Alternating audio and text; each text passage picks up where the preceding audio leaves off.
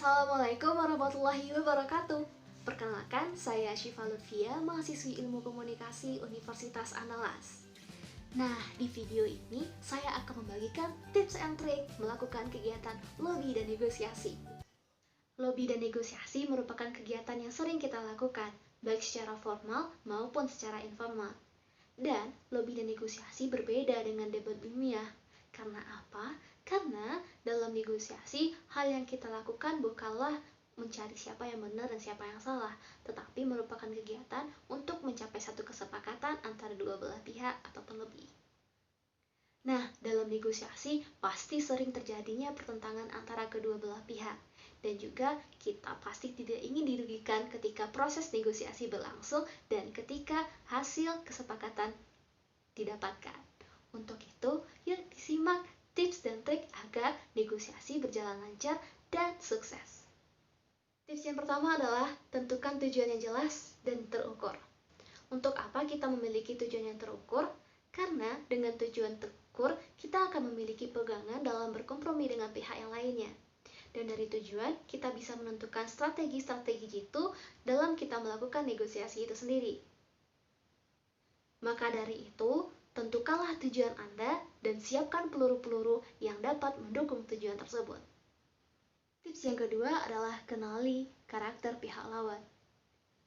Dalam mengenali karakter pihak lawan, kita akan bisa menentukan sikap yang patut dan tidak patut untuk kita lakukan ketika berkomunikasi dengan pihak lawan.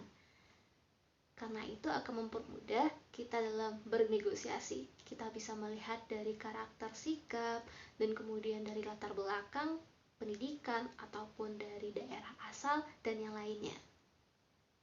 Tips yang ketiga adalah terapkan 4C atau 4C. Apa saja 4C tersebut? Yang pertama adalah clarity ataupun kejelasan, kemudian confidence ataupun kepercayaan diri, kemudian calm atau ketenangan, dan juga courtesy ataupun sopan santun. Nah, dalam negosiasi itu sendiri, ketika kita menyampaikan pesan, maka ide yang jelas akan membuat pesan kita tersampaikan dengan objektif dan jelas. Dan juga keyakinan kita dalam menyampaikan pesan, maka akan mempengaruhi juga keyakinan orang terhadap apa yang kita sampaikan. Kemudian, pesan negosiasi harus kita sampaikan dengan tegas, tetapi tidak agresif, karena mendominasi negosiasi tidak akan membuat kita terlihat lebih baik. Tetapi ketika negosiasi, kita harus menjaga sopan santun, kita harus menghargai orang lain, tidak memotong pembicaraan orang lain, dan juga kita harus menyampaikan pesan-pesan secara baik dan dengan diksi kata yang tepat. Tips yang terakhir adalah siapkan rencana cadangan.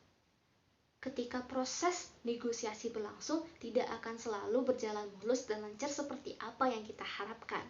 Ketika salah satu rencana kita gagal dan kita telah menyiapkan rencana lainnya, maka kita akan bisa melakukan strategi lainnya yang juga menguntungkan.